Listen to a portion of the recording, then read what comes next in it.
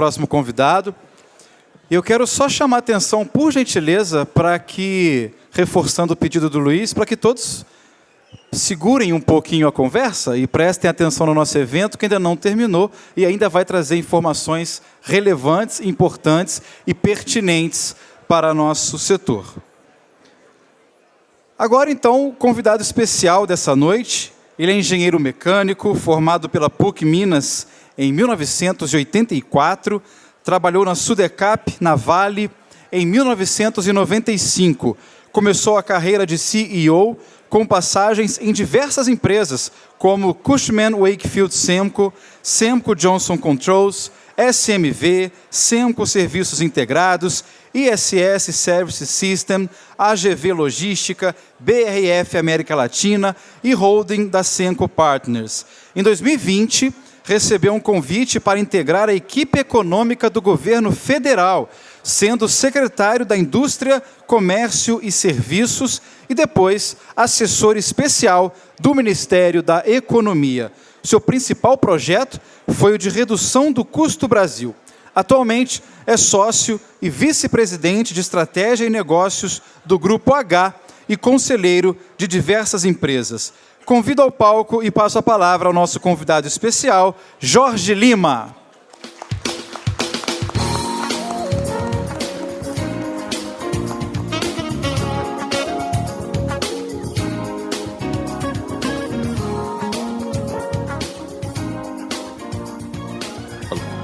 Alô? Faz a primeira? Quer que eu faça a primeira? Vamos lá, Jorginho, vamos esquentar aqui então. Pessoal, vamos aproveitar o Jorge. O Jorge é uma pessoa que está super atualizada aí do cenário nacional, principalmente economia. Desembarcou do governo tem quanto tempo, Jorge? Fevereiro. Fevereiro desembarcou do governo. Então, assim, é uma pessoa que realmente está super atualizada para estar falando com a gente. Deixa eu só pegar aqui a minha pergunta. Opa. Então, Jorge, a gente sabe que um dos principais problemas do país é a competitividade e a empregabilidade, né? E o custo Brasil é uma coisa que realmente para o nosso país e todos os empresários têm esse problema. O que foi feito aí nesse sentido do governo e como foi tocar esse projeto? Boa noite. Fico muito feliz de estar aqui, né? Eu rodei o Brasil inteiro, então quando eu vejo tantas pessoas assim, eu acho que queria começar por isso. Eu demorei na minha carreira, fui diretor com 28, presidente com 34, e minha carreira inteira, eu hoje faço uma autorreflexão, eu vejo tão estúpido que eu fui. E eu fico feliz de estar quando aceitei o convite, porque só tem uma coisa que muda esse país. É quando o setor produtivo assumir a responsabilidade dele pela parte econômica.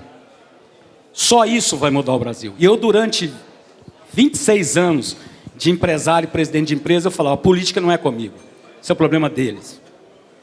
E eu passei 26 anos me perguntando por que não. E foi aos 60, tem 62, que eu falei, não, chegou a hora de eu ir. Um convite que eu recebi até do Jorge Gerdau, do próprio Salim Matar, para fazer o Custo Brasil. Porque eu cansei de reclamar. E aí eu descobri uma coisa engraçada, porque eu sempre operei nas empresas que eu fui presidente, a maior parte delas, eu operava do Acre ao Chuí. Mas eu olhava para o meu umbigo, eu não olhava para a política pública.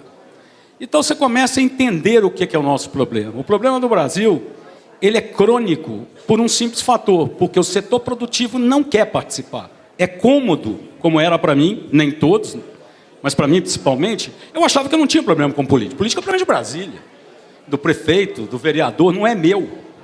E aí o setor produtivo é que conhece. Você sabe o que aperta o calo, como eu sabia o que apertava meu calo. Só que nós somos inertes, pelo menos eu era. Então quando eu falar genérico, aquele que a carapuça não serviu, eu fico até feliz. Mas é uma tendência de nós não olharmos o problema macro do Brasil.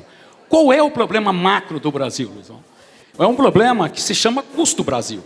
O Brasil, por ineficiência de competitividade, ele perde 1,5 trilhão por ano, comparado com qualquer país mediano mundial.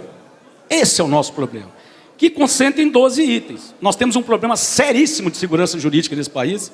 Atualmente piorou, porque agora o STF também manda, né? Eu não sabia que ele era executivo. Agora também eles viraram executivo, nós temos um problema aí para de arranjo. Mas para vocês que são empresários, você não consegue fazer um planejamento de 2 ou 4 anos, porque a lei muda. Você muda o combinado.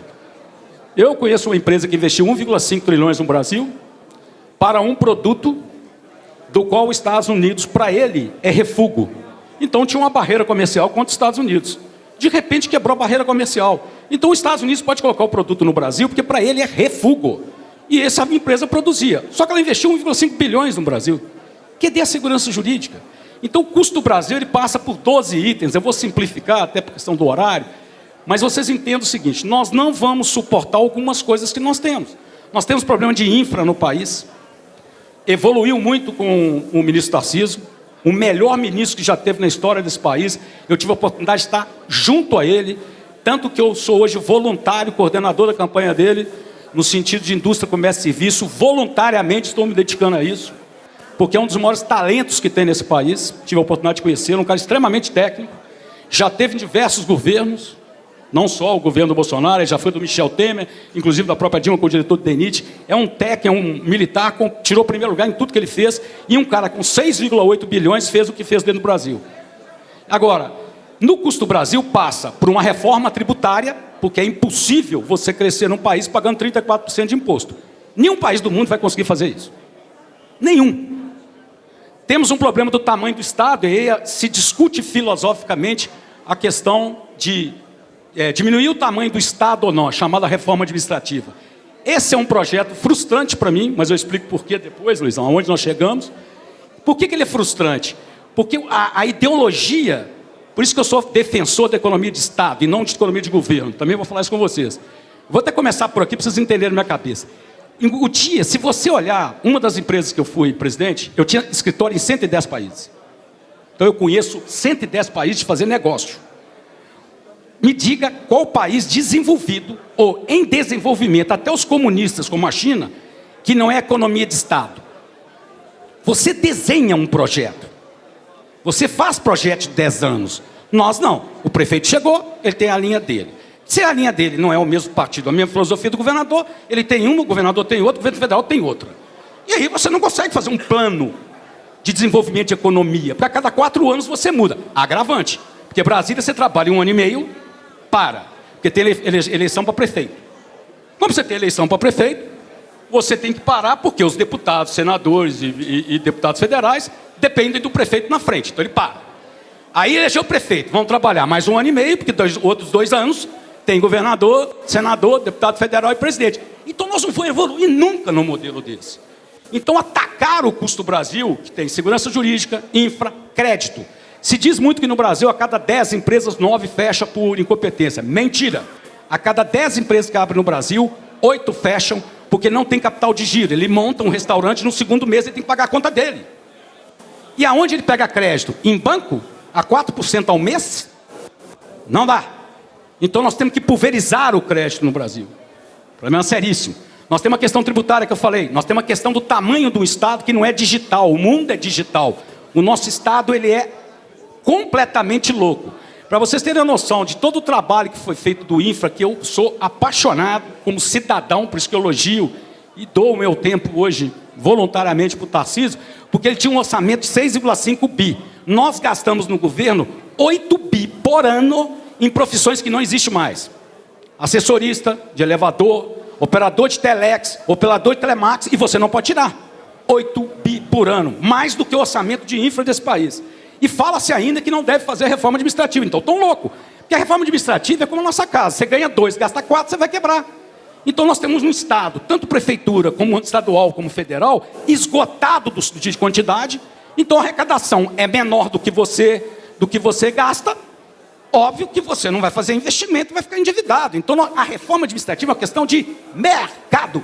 Ele não é filosófico, ele não é político, ele é ridiculamente técnico. Tem prefeituras que não conseguem sobreviver mais com o orçamento versus o que ele gasta. Esse é outro item que pesa, já falei de infra. Você tem uma questão da cadeia produtiva. O mundo mudou muito, daqui a pouco eu faço. O que nós fizemos? Ou pelo menos o que eu tentei fazer. A minha decisão de sair do governo em fevereiro foi porque eu achei que eu já tinha esgotado a minha capacidade de aprovar os projetos, porque nós antecipamos esse ano as eleições, pela polarização que está, ela já começou desde outubro, então tem muito projeto que parou no Congresso. Como é que a gente fez? Primeiro, no meio da pandemia, e é engraçado, gente, porque a pandemia não tinha vacina.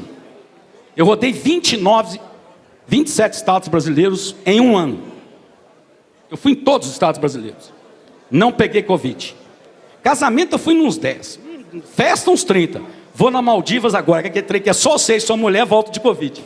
É coisa maluca, né? Eu fico falando que o mundo está doido. Voltando, o que acontece? Nesses estados, qual é o intuito que nós fizemos? Nós fizemos 27 coalizões. Inclusive tem a coalizão Rio, do qual até o Luiz faz parte. E eu chamei os empresários e falei o seguinte: olha, eu não posso conhecer mais do que você. Esse é outro erro que nós temos no Custo Brasil, porque o cara que está em Brasília, ele não conhece o Sul Fluminense, ele não conhece o Acre e diz que está ditando política pública. Eu tive Vitória com o Thales aqui. Rocha ornamentais é uma das coisas mais importantes que mais cresce no Brasil. Se não me engano, são 2 bi de exportação por ano chegando, não é isso? 1 bi 400 que gera. E ele tinha um EPI que era maior do que o cera do cerâmica e que produz mais.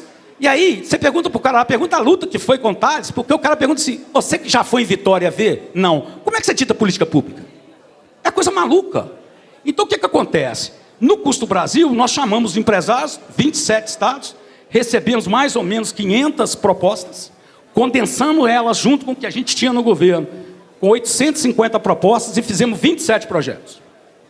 Esses 27 projetos, as coalizões me ajudavam a conversar com deputados federais e senadores locais. Por quê? Porque quando eu ia lá, o cara falava: você é Bolsonaro, eu não voto com você. Eu falei: meu amigo, eu estou falando de economia, eu não estou falando de política, esquece um pouquinho. Então as coalizões eram para isso. O Thales mesmo em Vitória me ajudou muito, com o Léo, com a Cris da Fint, conversar com os deputados e falar: o projeto é bom. E nós aprovamos, desses 27, nós aprovamos 15. Qual é o problema do Custo Brasil? Nós temos que tirar esse 1,5 trilhões. Esses 15 já deram quantos de redução? 600 bi. 600 bi, pessoal. Agora nós temos 2 problemas no 1,5 trilhão. Primeiro, porque ele é potencial. Olha para você ver, a lei do saneamento, inclusive o Rio foi o primeiro a fazer a privatização, porque o Brasil é ridículo, 80% da população não tem água potável, quase 80%, se você olhar o universo todo. Então é ridículo, porque não tem capacidade de investimento. Só a privatização do Rio foi 30 bi no caixa. Esse é um processo que ele vai ao longo de 10 anos. A lei do gás, que reduz 35% do valor do gás, ele é um projeto que se vai concretizar em 7 anos. O marco elétrico, a privatização da Eletrobras, que leva a energia 15% a menos, ela demora 7 anos. Então, é um potencial. Só tem um problema. Cada dia que a gente deixar de votar um projeto, nós estamos falando que é Brasil mais 10 anos, Brasil mais 10 anos. E eu sou da geração, não sei quantos aqui têm 62 anos de idade, eu era daquela Copa do Mundo que falava que o Brasil é do futuro. Eu tenho 52 anos que eu escuto que nós somos o país do futuro. Isso é inaceitável. Então a votação, infelizmente, os outros 12 que eu queria, 3 eu não tinha esperança, eu explico, mas os outros 9 eu tinha. Mas aí entramos num processo eleitoral, aí vocês estão vendo aí, não precisa de eu dizer o que está acontecendo, TTF, esse triângulo complicado. Os projetos pararam, não andaram, alguns importantes ainda, evoluíram, outros muito. Barco da Ferrovia, que traz mais ou menos quase 265 bi para o país nos próximos 5 anos. Tem as privatizações, só andamos com uma, não conseguimos avançar na Eletrobras sai, Jorge? Eletrobras, possível que saia agora, que o TCU liberou. Eu preciso dela com o marco elétrico para conjugar a redução de 15% ao longo do tempo. Teve o marco da startup, que teve uma atuação fortíssima, e um agradecimento muito especial ao meu senador Portinho, ao deputado Hugo Leal, ao deputado Vicente Fará, me ajudaram pra caramba nessa votação, entendeu? Pelas colisões. E ficou alguns projetos pendentes. Terra indígena a gente não avançou, que é outro conceito muito engraçado, né? Eu não vou polemizar com isso, porque esse, quando eu falo, eu acabo me irritando. Eu prefiro nem polemizar. Que é o raio de meio ambiente, do jeito que eles falam da gente. É óbvio que ninguém quer mexer no meio ambiente do Brasil. A Amazônia é a reserva pulmonar do mundo. Todos destruíram as florestas deles, mas nós não. Se você olhar o nível de contaminação, de colaboração de carbono, o Brasil é o 15º. Nós não podemos mexer. Mas eu acho que tem uma lógica mesmo. Alguém aqui já ouviu falar, fora do Brasil, da Vale? Eu tive a oportunidade e a satisfação de ter participado da 2ª etapa de Carajás. Ninguém fala de uma mineração dentro da Amazônia, porque ela é sustentável. É possível fazer projetos sustentáveis entendeu? Respeitando o meio ambiente. É possível. Não querem, porque a gente tem alguns problemas, né? Você olha, por exemplo, a divisa da Venezuela com o Brasil, a divisa tem petróleo, possivelmente a Amazônia não tem. Ouro, a Amazônia não tem. Não tem. As maiores reservas do mundo de minério de ferro estão aonde? Carajás. Para vocês terem noção, minério de ferro é um bom exemplo. Você pega o minério de ferro, o mercado transoceânico, minério de ferro tem no mundo inteiro. Minério de ferro com qualidade é aqui e Austrália. Brasil e Austrália dominam mais ou menos 50% a 70% do mercado mundial, que tem qualidade. E os australianos, as reservas dele estão na faixa de 400 anos. Carajás deve ter 600 anos de minério de ferro. E tem outras minas. Não, não deve ter. Só tinha aquele pedaço. Então, tem uma questão que nós temos que abrir o olho, que é não deixar o Norte e o Nordeste, que carrega a pobreza do Brasil, sobre os índices totais, de crescer. Mas isso a gente fala até mais tarde. Voltando no custo Brasil, a gente atingiu os 600 bi, eu falei frustrado, porque o meu plano era chegar em dezembro com 1 trilhão, e os outros 500 bi eu achava que só no próximo governo. 3 reformas que são fundamentais não passaram, e hoje eu tenho convicção que ela só passa no início de um governo.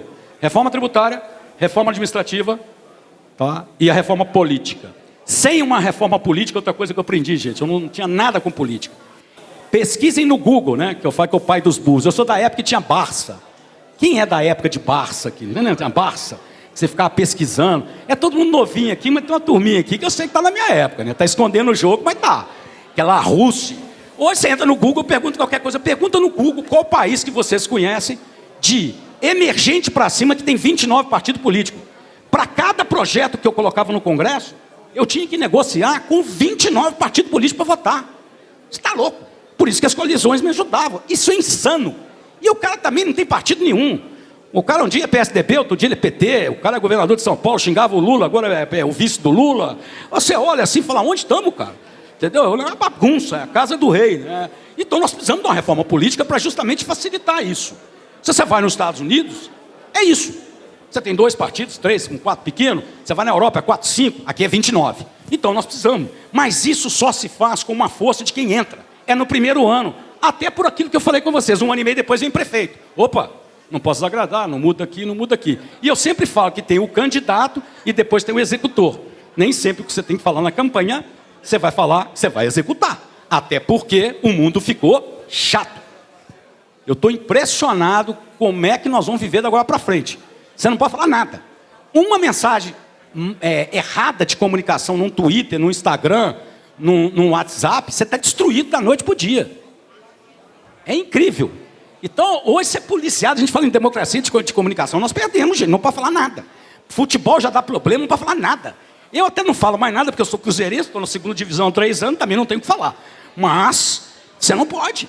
Então, essa chatura é porque você perdeu a condição de dar sua opinião. Você fala o seguinte, eu falo mal do STF, eu sou preso. Oh, peraí, gente. Isso é democracia de comunicação. Mas tudo bem.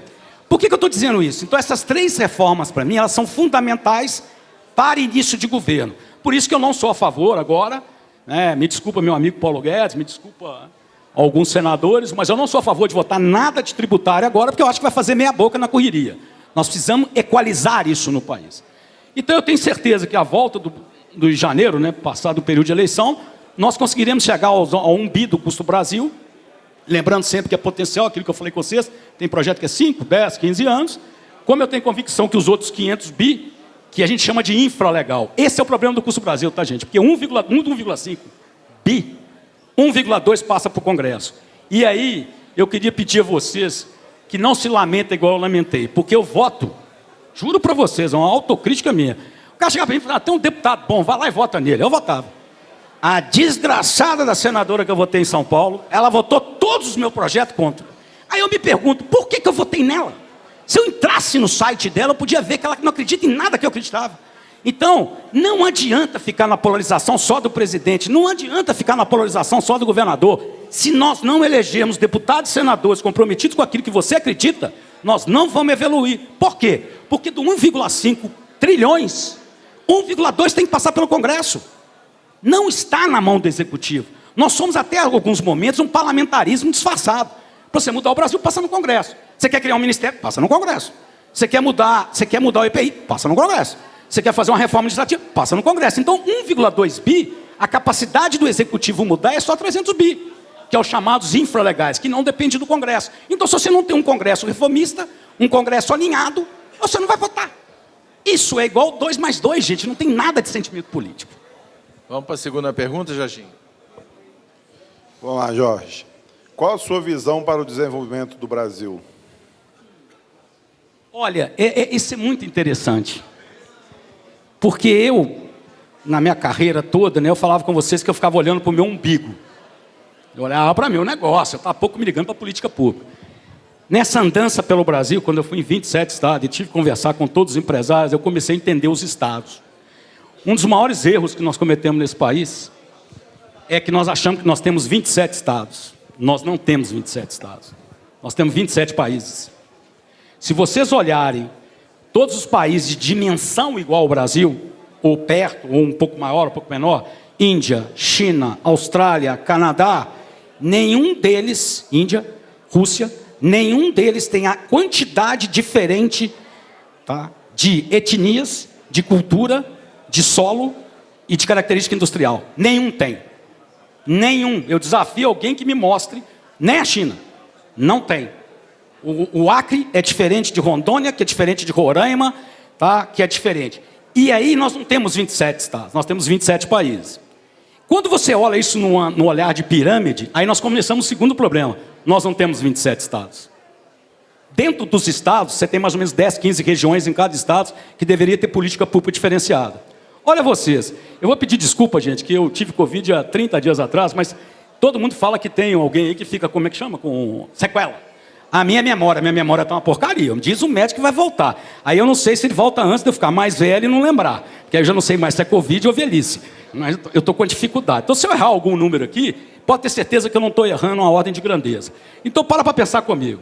Eu não vou falar de países muito desenvolvidos, senão fica falando, você falar de Estados Unidos, Alemanha, França, é legal. Então, legal. Então, vamos falar da Holanda. A Holanda não é nenhum destaque mundial. Vamos lá. O Rio, ele tem mais ou menos 16, 17 milhões de habitantes, não é isso? O Rio de Janeiro? Por aí. Sendo que 50% do PIB do Rio concentra na região metropolitana, está na casa de 770 bi. Então você está dizendo que mais, com um tom de 400, 400 e pouco, está na região metropolitana. A região sul, se não me engano, está entre 17 ou 18 bi de PIB, que daria mais ou menos 1,7 a 2% do PIB do Rio. Isso é ruim? Não é bom. Por que é bom? Porque a única forma de você desenvolver um Estado é você também, dentro do Estado, ter políticas públicas de desconcentração da massa, com o que a gente fala, total. Qual é o problema da Argentina? A Argentina tem mais ou menos 42 milhões de habitantes, 3 cidades condensam 25 milhões. Qual é o problema do Chile? 4 cidades compensam 80% da população do Chile. Isso não faz desenvolvimento humano, não faz desenvolvimento social. Então você precisa fazer política pública no chapéu, considerando 27 países. Dentro dos 27 países, você tem que cair dentro do Estado, e dentro do Estado você tem que fazer políticas diferenciadas. Você pega o Sul Fluminense com esses 18 bi, tem as características. Vocês têm uma parte de serviço muito forte, você tem a parte de comércio muito forte, o Estado do Rio muito caracterizado no turismo no óleo e gás, e uma parte industrial. Então você tem que pulverizar. Então você tem que ter um incentivo para a região crescer. Vocês hoje devem ter mais ou menos 1,6, eu vi aqui alguém falando, 10% da população, deveria significar 10% do PIB. É lógico que essa correlação não é tão matemática, mas tem um potencial de crescimento dessa região fantástico. Então quando eu olho o Brasil, eu falo, nós não queremos que o Brasil cresça. Olha o Acre. O Acre é um estado que não tem uma floresta que é conservada há 20 anos esperando venda de carbono. 80% da floresta do Acre, ela tá intacta. Só tem um probleminha, ela é de baixa diversidade, sem água. O valor dela, comparado com o do Amazonas, o norte de Rondônia e o sul do Pará, não é o mesmo valor. Parte de pecuária é a forte. A parte de agricultura é mais fraca. Por falta de água, você tem uma característica de solo menor, você tem que investir mais. Então, nós vamos taxar o Acre para ser pobre? Não! Esquece que o Acre pertence ao Brasil, ele é um país. Faz uma ZPF, um dos projetos que eu participei, tem honra, que são zonas livres de exportação, e vamos usar o Acre, que está muito mais perto do mercado do Peru, Bolívia, e vamos exportar para lá. Como é que você resolve Roraima? Metade, quase 30% do território está na mão de indígena, e a ala diz que nós queremos sacanear o indígena. Não, eu quero perguntar para o indígena o seguinte: você deixa eu explorar minério na sua área? Deixa, a decisão é dele. Ou a terra não é dele. Se a terra é dele, eu tenho que perguntar isso para ele, que tem uma riqueza muito grande mineral no Roraima. E isso fica uma política de doido. Não, o índio é doido. Tudo bem, ele é dono daquele tanto de terra. Pergunta para ele se ele quer. É só isso que nós queremos saber.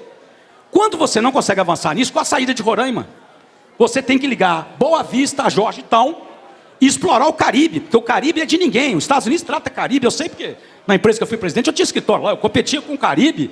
Os Estados Unidos, aquilo lá ele vende como se fosse uma coisa desnecessária. Não é foco deles. E resolveria o problema de Roraima. Você pega Rondônia. Enquanto eu não ligar a Manaus a Porto Velho, eu não vou conseguir escoar o produto da Zona Norte e dar a oportunidade de Rondônia de vender para os países que estão do lado. Equador, Colômbia, Chile. É isso. Mete uma ZPE e exporta de lá. Mas às vezes eu me pergunto que a gente não quer resolver o problema do Norte e Nordeste. Olha o Nordeste. Gente, me diga o que esse país não tem para a gente ter um dos 7 maiores países de turismo. Vocês mesmos. O Rio de Janeiro é uma das cidades mais lindas do mundo. Olha, gente, que isso aí, para eu ter esses escritórios, eu conheço. Hoje mesmo no almoço, né, Jardim? Hoje eu fui almoçar com o Luiz Cláudio, com o cara da coalizão. Eles queriam me colocar numa sala fechada privada. Na hora que eu vejo aquela Baía de Copacabana, Da Glória ali. Da Glória ali, eu falo, não. Se alguém vai escutar nossa conversa, se dane, mas eu vou sentar aqui. Até o banheiro você vê a Marina. O Rio é maravilhoso. Paraty é maravilhoso. Angra é maravilhoso. Me diga o que nós temos de beleza natural. Eu fui sócio de um empreendimento em Patacho. Patacho é uma das praias mais lindas do mundo. Nós não devemos nada em termos de praia. Então o que a gente deve de turismo? Para pensar. O quê? Nós não temos vulcão. O cara quiser ver vulcão, também gostaria que ele vá para outro lugar. Não precisa ser aqui, né? E nós não temos turismo de esporte de neve. Só isso que nós não temos. O Brasil tem ecoturismo. O Brasil tem as melhores praias do mundo. O que nós não temos? Um plano de turismo. Porque plano de turismo demora 10 anos. Se vocês não sei se você sabe, a Argentina tem mais visitantes do que a gente. Se não me engano, eles são 4,8, nós somos 4,5. A Malásia é 15.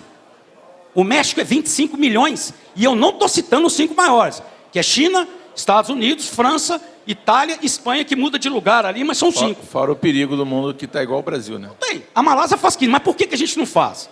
Porque turismo é um projeto de longo prazo. Aquilo que eu falei com vocês, eu preciso desenhar para que ele chegue a longo prazo. Por quê? Porque eu tenho que mexer em 4 coisas. Eu tenho que mexer em infra. Porque você acha que um gringo... Nós somos um dos poucos países que temos 30 dias de férias, né, gente? Vamos também colocar isso aí, que não é muito normal nos outros países. É 7 dias, 15 dias. E às vezes até alguns, depende do tempo de casa que você tem para você adquirir. O gringo vai pegar um avião, aí você começa com o problema da malha aérea nossa. Ele sai de qualquer lugar da Europa, ele vai descer no Brasil 1h da tarde, 2h da tarde. Aí só tem voo para Recife ou para Alagoas às 7 da noite. Aí ele vai chegar no Recife e Alagoas, para ele chegar em Patacho, é mais 3 horas de viagem. 3 dias. Se você for a Maldivas, você vai daqui a Dubai, 14 horas. O outro voo, mais 5, você chegou na Maldivas. Nós não. Vai no Amazonas, a quantidade de voos que tem. Então, tem um problema de malha aérea que você tem que desenhar, inclusive às vezes com incentivo. Infra, nós temos que melhorar a cidade. Por que eu fui criado? Eu falo que praia de mineiro, eu sou mineiro, né, gente? Às vezes eu ia numa reunião... para perceber, pessoal... Jorge, você é mineiro. Não dá... vocês não sabem. Depois eu falo com vocês como usa o AI. Eu vi algumas pessoas aqui usando o AI erroneamente hoje. Tem AI, pergunta, AI é resposta, mas depois eu explico. Brincadeiras à parte. O que acontece? Eu fui criado em Búzios. Cabo Frio e Búzios. Minha paixão. Por que a gente não aumenta o turismo? Viaja de Belo Horizonte para Búzios. 7 horas. Ou sai daqui para Búzios. Vai no interior de São Paulo. São Paulo eu tive casa na praia, eu vendi. Por quê? Tinha dia para andar 150 quilômetros, demorava 12 horas. É uma via, outra via e com caminhão. Então não tem jeito. Aí o cara fala, não pode mexer na Mata Atlântica do macaquinho. Então não pode dobrar. Insano. Então o turismo no Brasil, ele tem um preconceito. Então eu tenho que mexer em infra, eu tenho que mexer em construção, porque você fazer um licenciamento hoje, eu não sei como é que vocês mexem com isso. Eu falei com o Luizão que tem que ser heróico. Eu tinha sócio de um hotel que era o Botanique lá em Campos do Jordão. Nós tínhamos 17 quartos. Eu queria fazer 34. Olha que o empreendimento estava pronto. Não sei quantos aqui já conheceram o Botanique. É um hotel super sofisticado. 5 anos eu não conseguia licença. Ora uma borboleta, ora o gato subiu para outro lugar, a água mudou de lugar, uma árvore que eu não podia tirar. 5 anos eu vendi o hotel e não consegui dobrar ele de tamanho. E ele existe. É coisa maluca. Então temos que mexer na parte de licenciamento para a construção civil. E cresce a construção civil. O pilar de qualquer país é a construção civil. Vocês não vão em lugar nenhum do mundo que vocês vejam um país de desenvolvimento que não está cheio de obra. Imobiliária, de residencial, comercial e obra de infra. Não tem jeito. Então, para terminar só essa parte do que é importante, imagina vocês que eu tenho que mexer em malha aérea, eu tenho que mexer em infra, eu tenho que mexer em licenciamento ambiental e eu tenho que fazer um plano. Mas nós não queremos fazer um plano. Inclusive, até de mídia. O que fazem com o Rio de Janeiro, eu não sou carioca, mas amo o Rio. Também outra parte da minha vida foi aqui. Eu adorava o baile vermelho e preto. Aqueles bailes eram bons pra caramba, né? Na época boa, alguém lembra aqui, não tem mais, agora é banda de rua. Aqueles bailes a gente ia, era bom pra caramba. Mas o que fazem com o Rio é uma sacanagem em termos de turismo.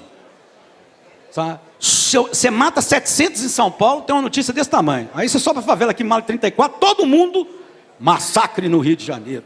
Aqui só fala mal do Rio, eu não entendo. Quem está contra? Porque não dão uma notícia, as coisas boas não aparecem. Carnaval é uma das festas mais lindas do mundo. Olha como é que ele é vendido. Mulher pelada, entendeu? Aí você faz um clipe da Anitta, ao invés de ela mostrar a beleza todo o Rio, ela mostra a Baía de Ramos, lá, aquela piscina de Ramos. Puta, você tem 25 milhões de acesso, aparece a piscina de Ramos. Caralho, eu tô de sacanagem. Eu fico revoltado, vocês me desculpem, porque eu sou apaixonado com o Rio. Então, sem essa política pública, não vai acontecer. E aí, não é na questão social, não. Por que não mostra o Corcovado, a Bahia, Copacabana, Ipanema? Ah, vou fazer um vídeo, entendeu? Tá louco para mim, isso tudo é um mar de loucura que não faz. Jorginho, vamos mudar um pouquinho por causa do tempo aqui. O Brasil tá para receber 800 milhões de investimentos, sendo que o orçamento do governo é 8 bi, né? 8 bi ano. É verdade? Tem esse dinheiro? Qual vai ser o impacto de 800 bi na nossa economia? Vai melhorar a economia com isso? Hoje, contratado, nós temos 800 bi, que são advindos dos marcos da ferrovia, do marco elétrico, do saneamento, das privatizações de aeroportos, das privatizações de rodovia.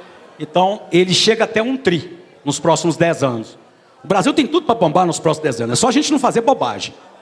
Não fazendo bobagem, esse dinheiro é real. 260 já começa a vir ano que vem, que são as ferrovias. O Brasil vai triplicar a malha rodoviária dele. E a malha rodoviária de transporte urbano tem uma coisa interessante. Você não ganha dinheiro com o transporte urbano entre malha. Nós temos que avançar no trem Rio-São Paulo e São Paulo-Limeira e outros que tem no plano. Por quê? Você ganha com o Rio State. Por isso que eu falo que a parte de construção é a mola do Brasil. Então, esses 800 bis vai chegar a 1 tri com os outros marcos. O Brasil está no caminho certinho. É só a gente não fazer bobagem. Estamos penando, aí você vai falar assim, mas a inflação mas a inflação está 9,2 nos Estados Unidos. É o que o Luiz falou. É muito pior para eles, porque eles nunca tiveram 9,2. Nós já tivemos 50, 40, 30, 12, 7. Nós já estamos escolados. A gente está acostumado, né, Jorge? A gente está acostumado. Eles não. Lá está desesperado. E fala em violência, só falar uma coisa com vocês. Eu vou fazer um roadshow agora. Eu rodei os Estados Unidos por investimento e rodei a Ásia e o Emirado Árabe. Quando eu saí do hotel, estava ali perto, em Nova York, perto do Times Square, o cara do hotel virou para mim e falou assim, eu estava de blusa, manga curta e um relógio. Ele falou assim, não sai de relógio não. Quando eu ia imaginar que um hotel em Nova York ia me falar que tem assalto de relógio na rua? Eles estão vivendo a mesma crise, porque a inflação de 9,2 deles, ela é nominal. Quando você pega a classe média, média alta, chega a 25%.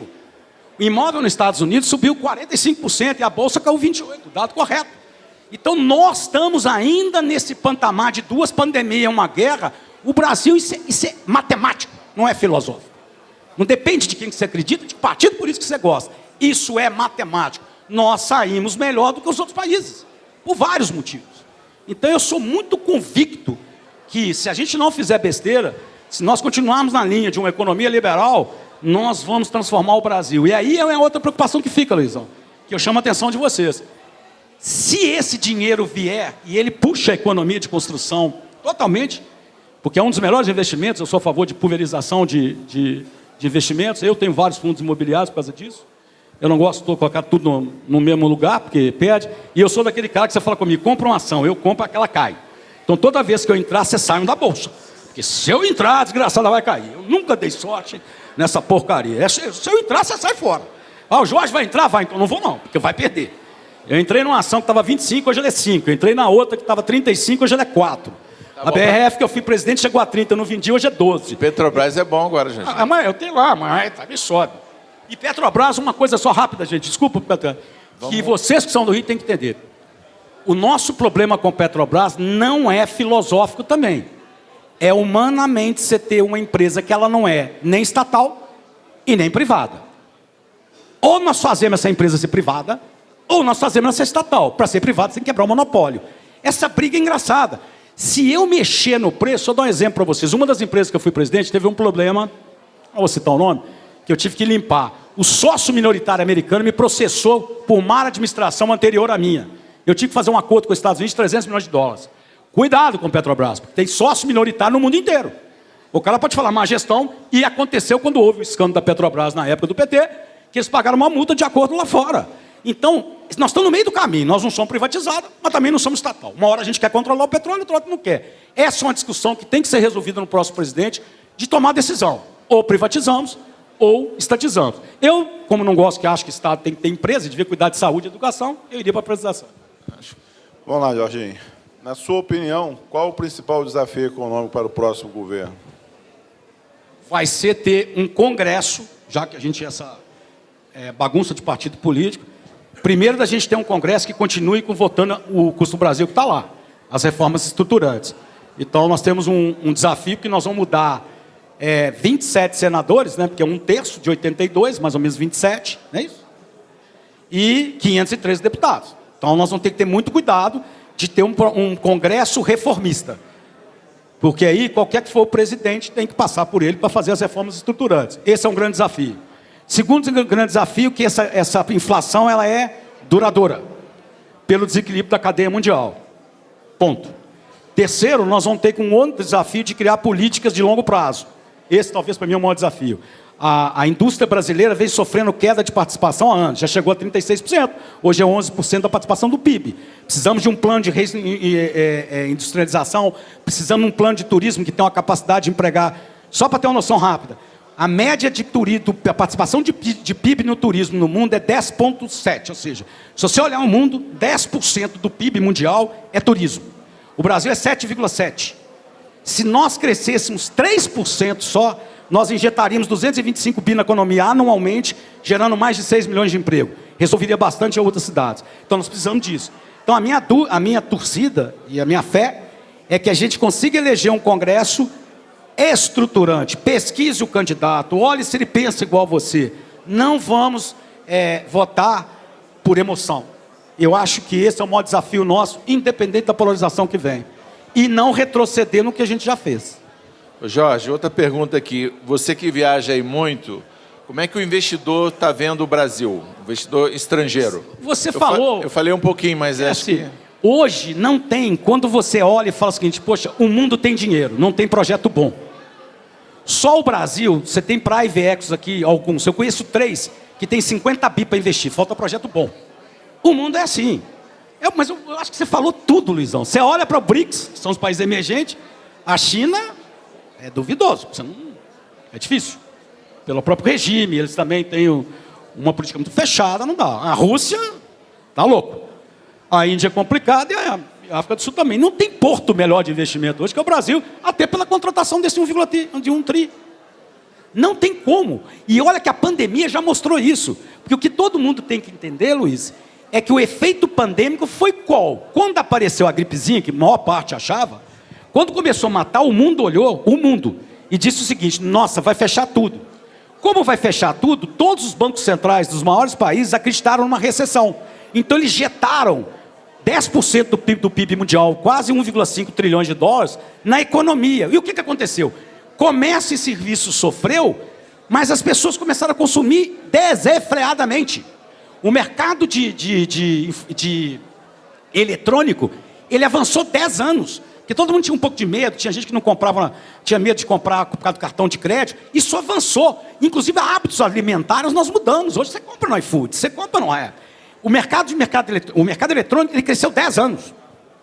Uma vez só, a construção civil segurou a pandemia muito tempo, porque os móveis foram começando a crescer. A pessoa ficou em casa e começou a reformar a casa. Começou a reformar, começou a comprar e não tinha produto.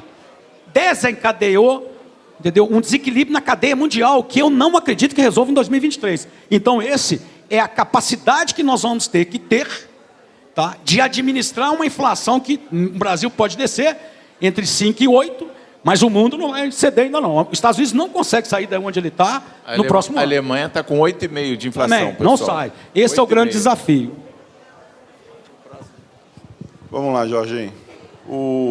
Qual a mensagem que você deixa para todos nós aqui em relação ao empreendedorismo?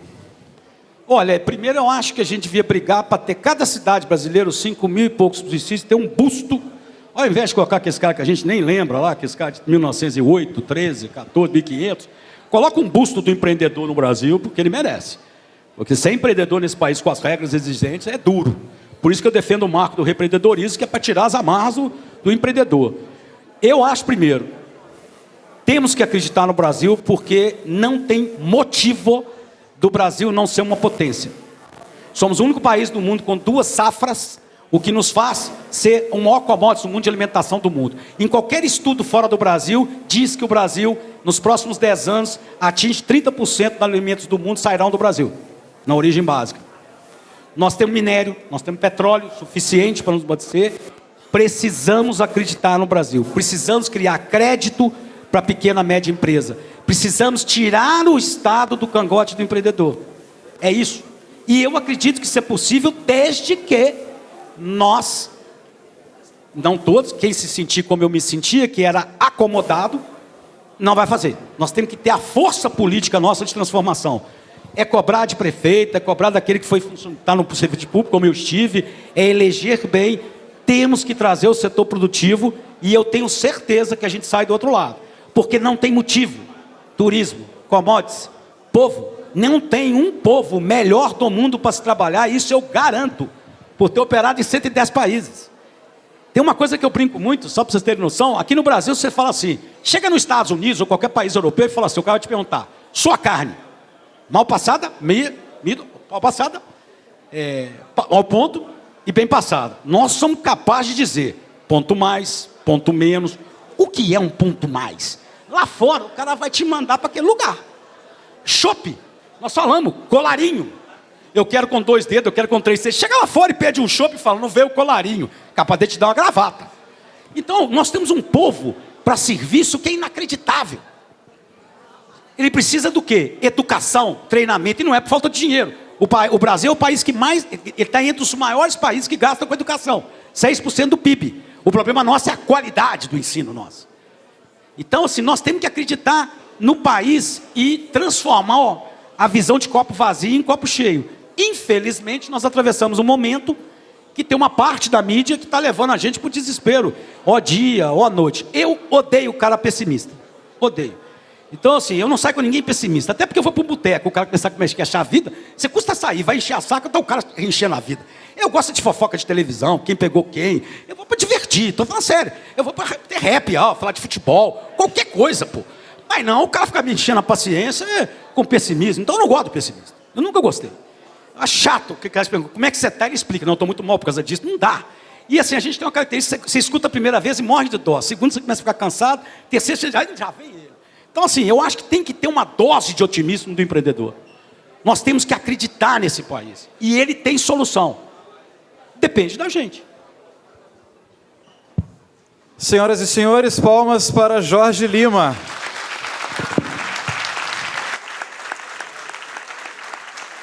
Jorge, muito obrigado pela sua participação no nosso evento de hoje. Obrigado também, Luiz Cláudio, Carlos, pela participação aqui. Estamos chegando na reta final do evento. Agora, peço ainda a atenção de vocês, porque teremos agora um momento de arte. E nada melhor do que a arte, até para a gente assimilar melhor todo o conhecimento que a gente recebeu nessa noite de hoje, com informações tão pertinentes, falas tão importantes de investimentos, de desenvolvimento econômico, de cenário financeiro, de tudo que a gente precisa saber e soube na noite de hoje, nesse evento tão importante. Então agora, peço a atenção de vocês. Era para ser surpresa, mas eu dei um spoiler no começo, não tem problema. Ele é, atenção, ele é um dos maiores tenores líricos de ópera do Brasil. Começou a carreira em 1991, já se apresentou com Luciano Pavarotti e hoje também é apresentador na TV Rede Vida, com o programa La Bella Itália. Recebam o tenor Jorge Durian.